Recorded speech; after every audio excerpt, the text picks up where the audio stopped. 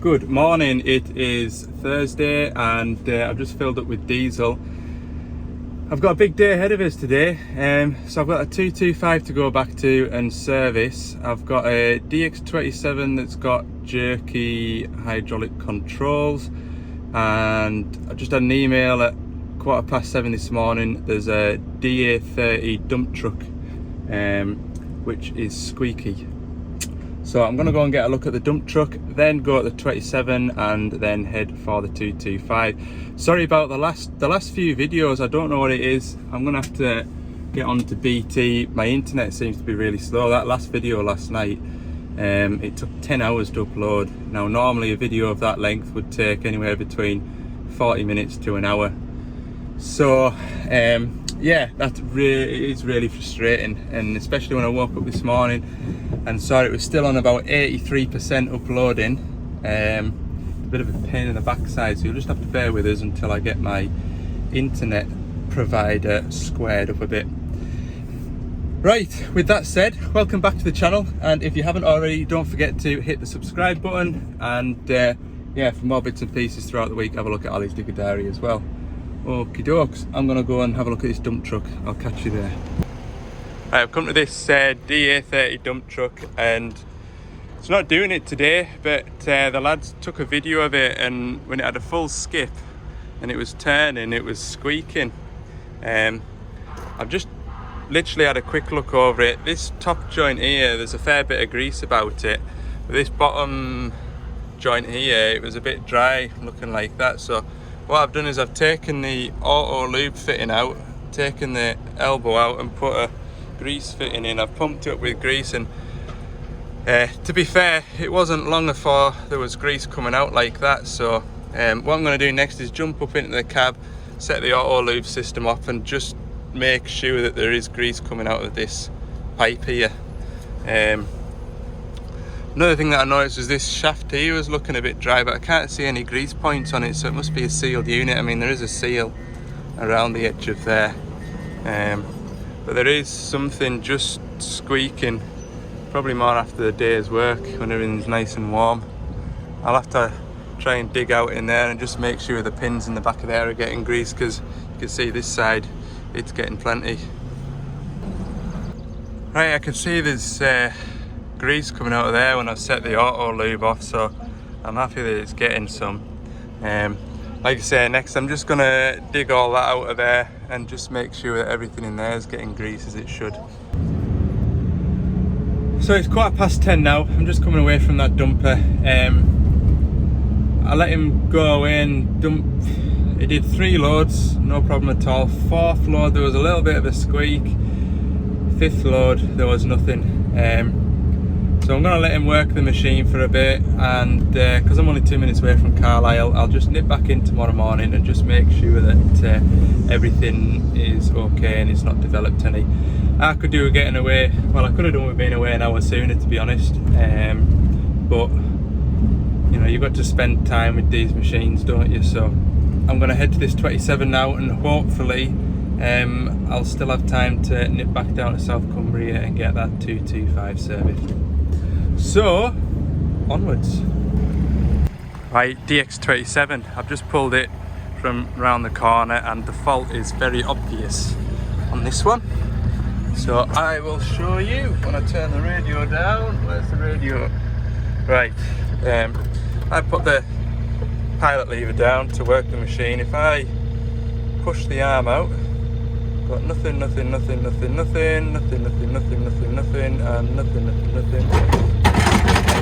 Really jerky, but the in function is perfectly okay.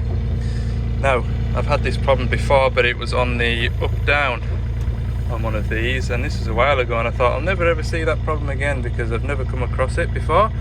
But yeah, I've found a fault inside here. So we'll strip this joystick out and get a look at it. I've just saved you. So these are the plungers in here, and I've just saved your fortune, right? Tilting it that way will allow the machine to slew right, and you've got pilot pressure going in, and that diverts the pressure to the slew spool, or the, in this case, the arm out which is really slack, and there's a bit inside there that's failed. Because I haven't got the bits, I'll just leave it built up, and when I come back I'll strip it down. Right, that was a quick look at that DX27. I'll when I come back to the machine and fit the new joystick control valve, I'll strip out the old one and show you exactly what's gone wrong in that machine. I just wanted to get a look at it just to make sure that it was the same fault as what I've had before, basically. So because I'm a bit tight for time, because of that dump truck this morning, I'm just going to leave it at that. I might as well leave it so that it can still move the machine out the way, so it's not in the road. I'm heading down to my 225 down South Cumbria, and from this point here it's going to be an hour and 35 minutes, and it's going to be a nice drive through the Lake District. So that may or may not be pleasant. The sun is shining today and it's close to the weekend, so there might be a lot of tourists, so it might be a little bit longer than an hour and 35, but yeah, we'll head down there just now. Well, I did say that the traffic probably wasn't going to be tremendous through the lakes. However, it's a pleasant drive. I'd rather be stuck in traffic somewhere like this than in the middle of a town somewhere. So it's not too bad. Lots of things to see out the window. Anyway, I'll jingle back on. Right, I'm back. 225 here, 14 tonner over there. Just been having a chat to the lad on the 14 tonner. So they took the 225 off that heap this morning, and they've ran the 14 tonner all morning.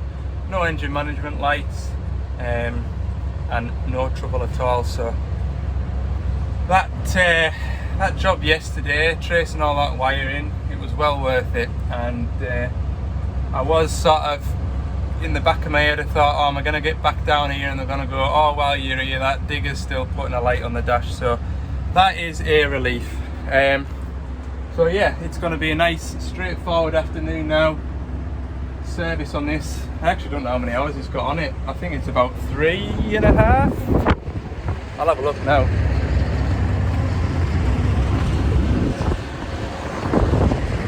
3,200, so it's going to be a 1,000-hour service on this.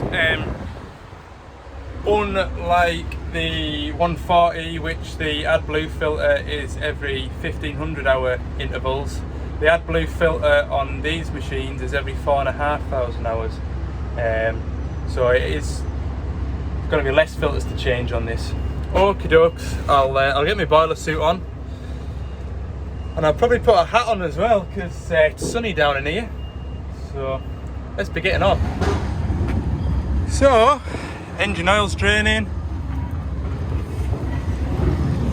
final drive's draining, and believe it or not, and this is no word of a lie, the hubs were already set up. Now then, the hubs were already set up. Either the man on the digger over there knew to set the hubs up for me, or it was just pure coincidence that they were already set up. I tell you what, that's a chances of that happening slim to nil, I bet. So right, they're draining. I'm going to grab another drain tray and change this water and fuel filter, which is on the radiator side on these. And I've just noticed the expansion bottle's empty. See that? Nothing in it. So when I'm up in the engine bay, I'll be going to have a look for a fuel leak, I think. Sound.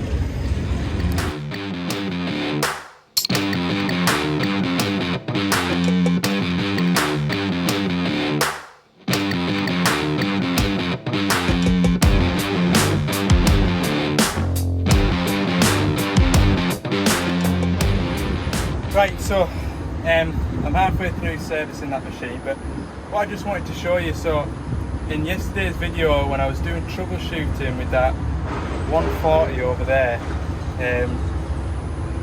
basically the troubleshooting guide led me up the garden path a little bit, and And in yesterday's video, because it was so long, I didn't get a chance to show you why. And to be honest with you, by the time I'd finished with that digger, I just about had enough, to be honest.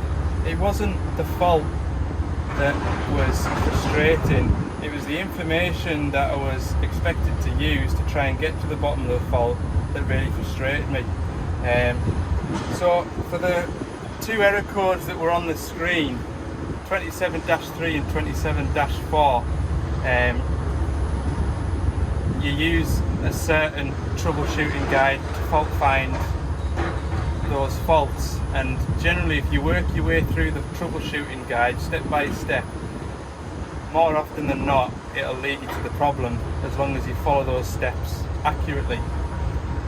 So I've got to the point in the troubleshooting guide where it told me to check the wiring between the EGR valve and the ECU pins.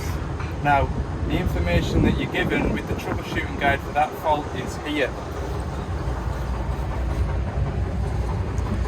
So this is showing me the pins in the ECU that relate to the EGR valve as well as the exhaust brake.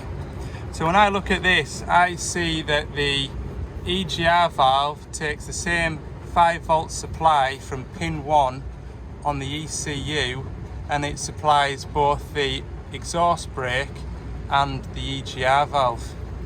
It's fine.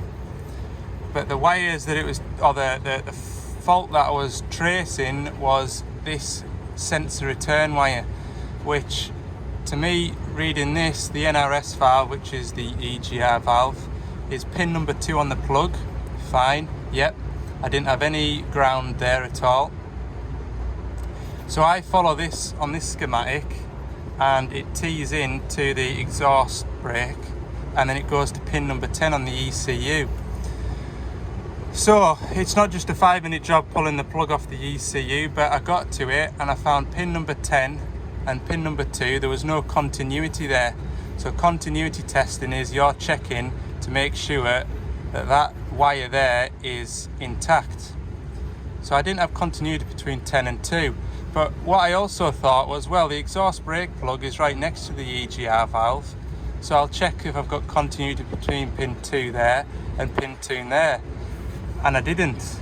However, what really threw me was I had continuity between pin 2 on the exhaust brake valve and the ECU, which really led me down the garden path.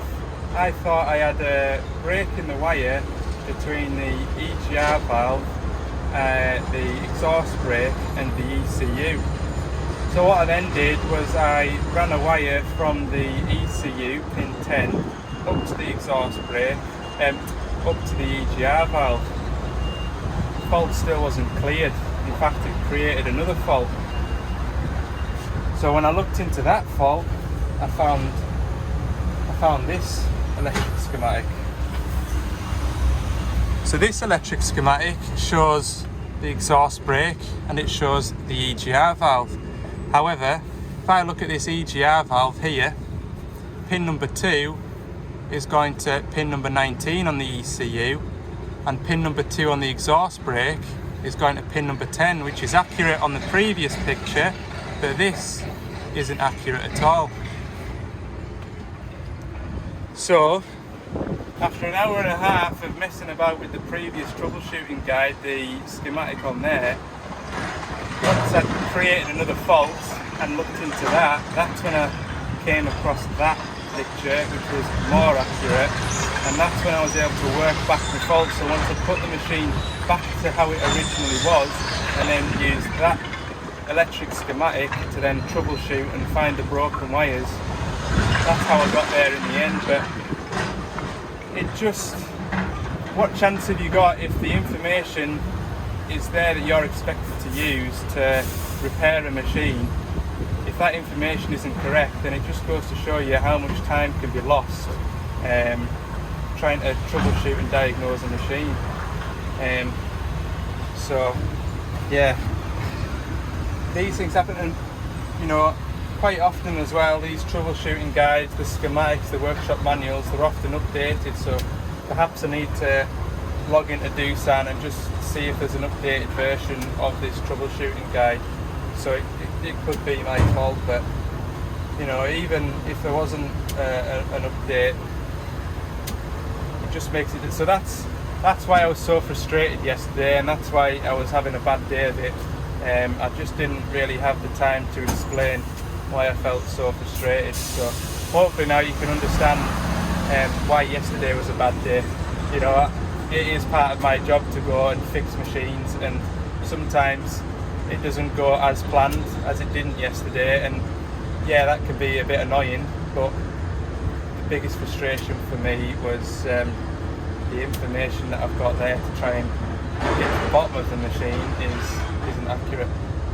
Anyway, rant over. I'm going to get back to servicing this machine now.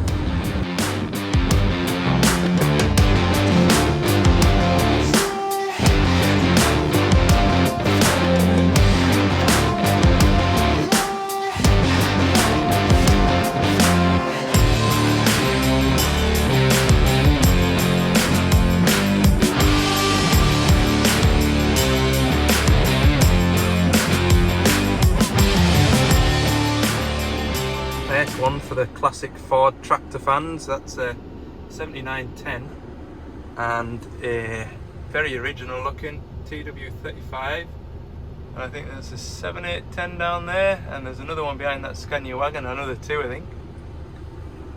Fella must have a passion for Ford tractors.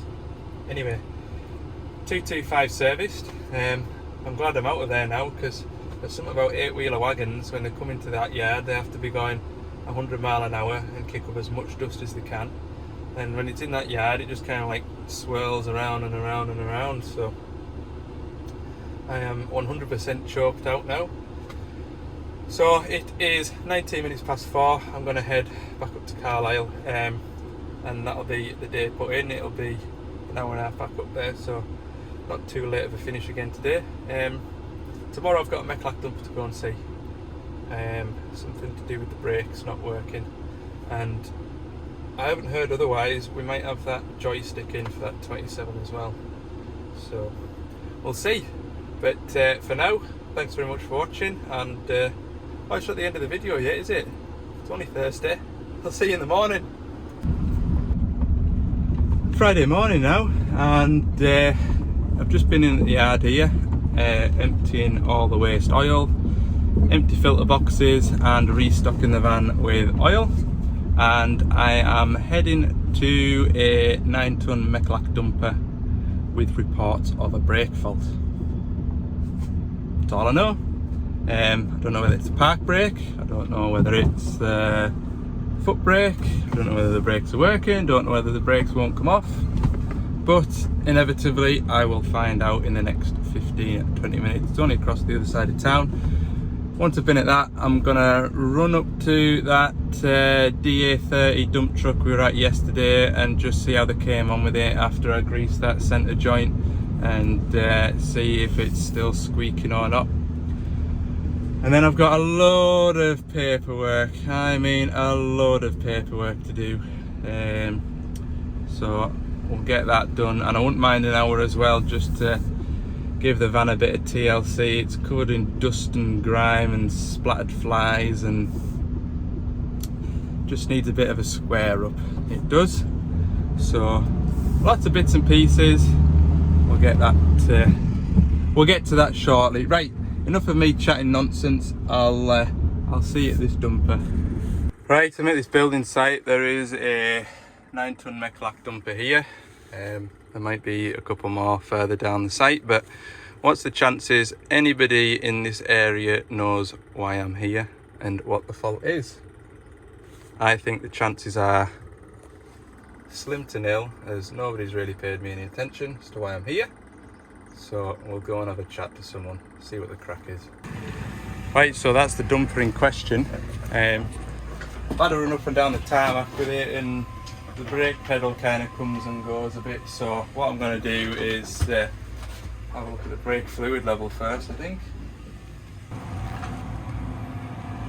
Right, I found the brake fluid, and it's right up, so that seems to be alright. When I pump the brake, it doesn't bubble or anything, so I don't think I've got any air in that side of it. I'll get someone to sit on the seat and I'll bleed the brakes up. Right, so this front axle is damp, and it was a bit damp around the neck of that brake pipe fitting going into there, but as a fella come over said, "Oh, was it you that was here a fortnight ago?" I says, "No, nothing to do with me." So I don't know if somebody's already been here and bled the brakes, because there's a bit of oil residue where both brake packs are, and the back axle has the same marks on it. So I don't know who's been here before or what the crack is, but found a couple of lads at the workshop that might have been covering me while I was on holiday, and they don't seem to know anything about this, so don't know what the crack is. Right, so I think the brake fitting was loose. I got a couple of turns in it with the spanner. I've bled the brakes up, I've got a good pedal there now. So I know where the brake fluid level is now, and what I'll do is I'll let them have it back to work. The pedal goes again and the brake fluid's away, then I've got to seal away in one of the brake pistons inside one of the axles. Great. So we'll see how that goes. Right, I'll pack up and get on to the next one. I've just nipped in to get some new clips for this gun. So for the last year, it'll easily be a year, I've been persevering with this, and it got to the point where I was just really annoyed because I was dropping sockets down into the engine bay. I'd have to either take belly plates off to get at them or get a magnet and fish them out, and it was just really irritating. So all it is that little spring clip on the end of the gun there, it's just worn. That's all it is, just worn out. So I went in to go and get a couple of new clips.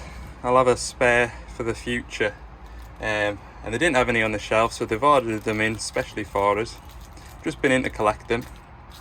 See them there in that little plastic bag, there's 2 in there.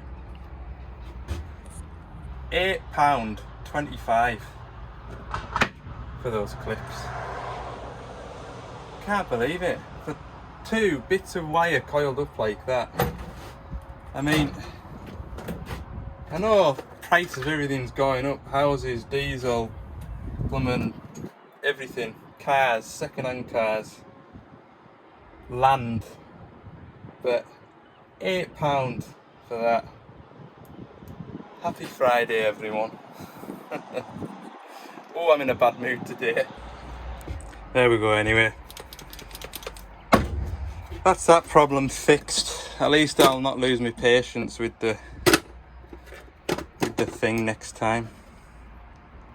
I feel like I should keep that. It's probably worth £2 in scrap money, is it not?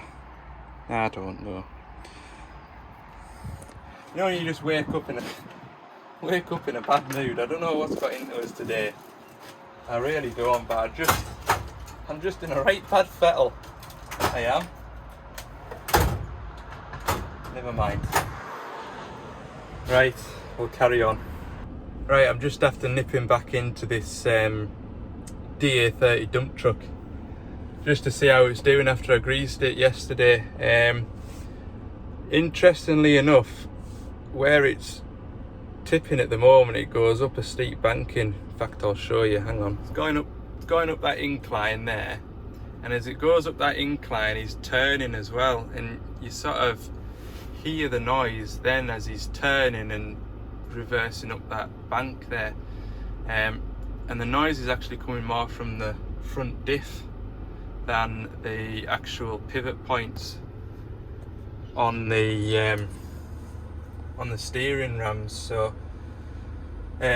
what I've done a bit of digging, and we're not just sure whether or not the front diffs have had the service, because the machine had done, can't remember what it was now, it was either 2,100 or it was 2,300 hours. So I'm just wondering whether the diffs just need serviced. Anyway, we'll find out, and like I say, it's not our machine. The machine's come from a spot down country, Lincolnshire way. It's another dealer that looks after it, so whether or not they'll come up and service it, or whether they'll get on the phone to us and get us organised to come and service it. I'm not sure, but yeah, that's what the crack is with that anyway. It's definitely not coming from the steering, because when he's not touching the steering and he's reversing up that hill, it's still making a bit of a binding noise. The way I describe it is similar to when the oil in the axles on the loading shovels, when they're ready for change, they can get a bit noisy as well. So that's how I would describe it anyway, like a binding noise. So that's what I think anyway. I think the oils want changing first and we'll go from there. But yeah, I'm pleased I popped in anyway and actually saw or heard the fault, because yesterday when they were running, they were just sort of running on flat, and to be fair, the video that they showed us, the ground was a bit more undulating. So that's where we're up to. Right, I'm going to head back to the workshop now. I've got 2 safety certificates to write out, I've got some warranty information to send away, and just loads of admin to do really. And like I say, I wouldn't mind getting an hour or so just to give the van a bit of a square up, because it is filthy in here and out there. So I'll do that this afternoon. Okay, see you back at the yard. It's just after lunch. The joystick, that DX27, has just turned up.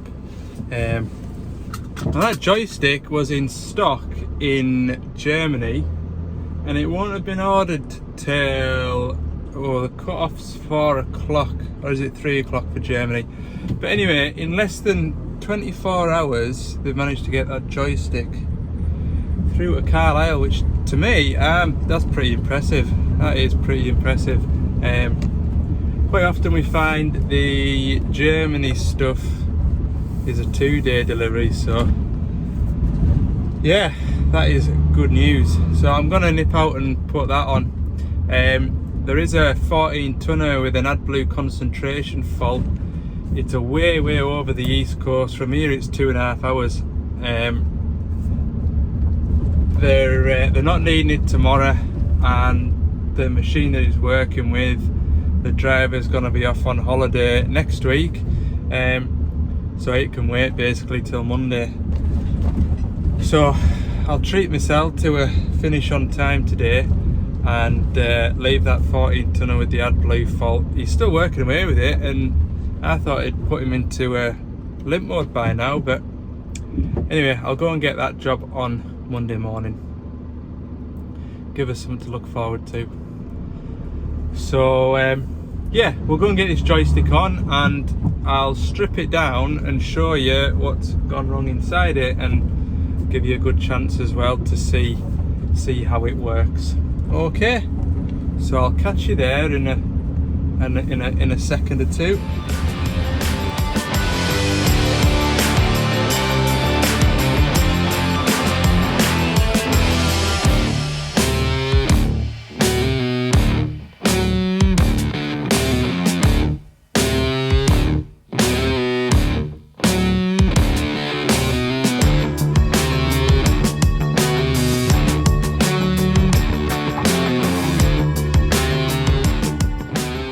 So you've just seen there, that is the new joystick fitted. You could play a nasty little trick and swap the pipes over so your left and right slews your arm in and out, if you're a cruel person.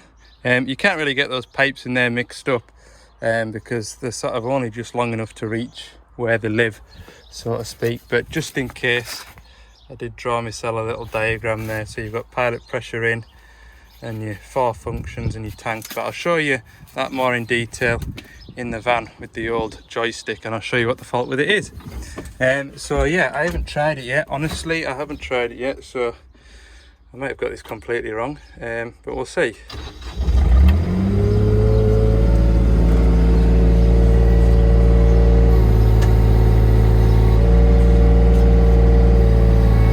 That's better. Remember yesterday it was really jerky.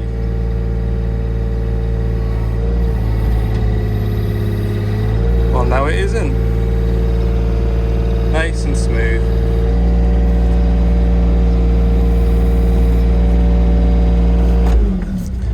dip into the van and I'll show you what was wrong with that old one. So you can see I've got it in a million pieces, and I'll show you that in a second, but this is the joystick valve body. So you can see here we've got PT3214. So your P is your pressure in, so that's your pilot pressure, and then your T is your tank. So the whole time the engine's running, you've got oil running through this joystick. Now when you select a function, so you have your joystick on here and you push the lever forward, for example, you've got this plate that sits on here, which also, well, it attaches to this UJ here. So you can imagine that's screwed onto there. As you push the lever forward, this plate here is pushing on that poppet, like so. And what that's doing is it's diverting the oil from the pilot into this one here, which will then move the spool on the valve block one way. So that then allows oil from your valve block at main pump pressure go to your ram and work your ram. Now the fault with this machine was it was really jerky, and this is the problem spool. So this is the arm out spool, so that's the plunger, and then you've got it sat on there like that, and you've got a spring that sits there like that, you see. Now what was happening, it was nothing, and then bang, it would go. And that is because this spring here has totally broken and snapped. So that's what the problem with it is, just that broken spring. There's a few reasons why I've replaced the entire joystick. One, mainly because it's time effective to just put a new joystick on it. Two, the machine is still covered under warranty. And three, if I'm stripping this out, I might contaminate it. I mean, let's be honest, I probably won't, but if that valve there gets stuck in that body, then you know, you could start the machine, that arm could fly out and hit something.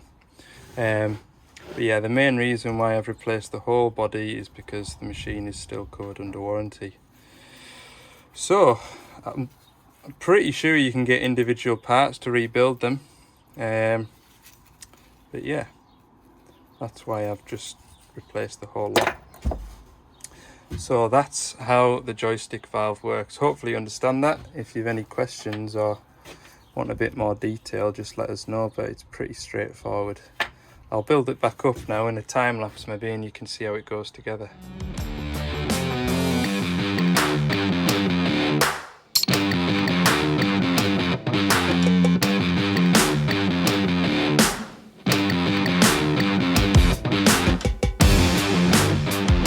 There you go, that's it all built back up. And again, you can feel it when you push that lever forward for your boom out or your arm out function. It's got hardly any resistance compared to the rest of these, and that's down to that little broken spring. Like I say, I've only ever come across that on those old shape 27s once before, and I thought when I did that job I'll probably never see anything like that again, but just goes to show you occasionally you do have the same fault occur twice. Obviously it wasn't the same machine, and to be honest with you, the last one that I did was the right hand joystick, and it was the arm down function that was at fault. And I'll show you actually, getting at the joystick in there is nowhere near as handy as getting that one. So we're quite lucky. Anyway, right, I'm gonna pack up all my tools, and yeah, it's 4 o'clock now, so by the time I'm back to Carlisle, I've packed up, it'll be finishing time. So I think we'll probably leave it there for today. Yeah, thanks very much for watching, and don't forget, if you haven't already, hit the subscribe button. And tell you what, we're getting very, very close now to 2,000 subscribers. I wonder if by next week we'll be up there at 2,000. We'll see. we'll see. But yeah, if you've enjoyed the video, give it a like, and yeah, for more bits and pieces throughout the week, have a look at Ali's Digger Diary. That's getting a few followers as well on there, on the old Instagram. So if you want to see more bits and pieces, have a look on Instagram. Have a good weekend everyone, and see you on Monday.